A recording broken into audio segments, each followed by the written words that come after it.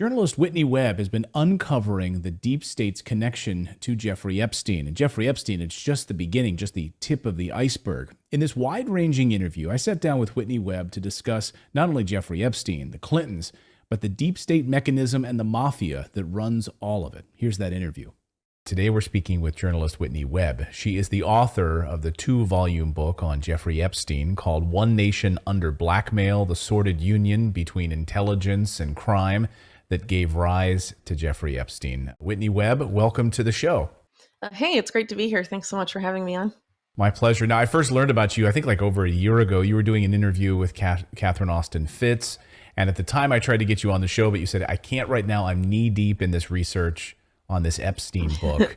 And I'm glad you said no, because wow, what an amazing work of journalism that you've turned out. I think it's like 1,000 pages. So I'm glad we waited for a long time, because now we get to go through. You were kind enough to send me the books before they were published over the summer. Going through, I have to say, it's astonishing. Really is amazing work. And before we even get into it, I want to just tell all of our viewers right now, go to Amazon or wherever you buy books and just support independent journalism. Buy Whitney's book. And I think it's just an eye-opening piece of journalism. So thank you for your work, and thanks for being here. Thanks for taking the time to read it. 1,000 pages isn't exactly a light read, so definitely takes some time to get through.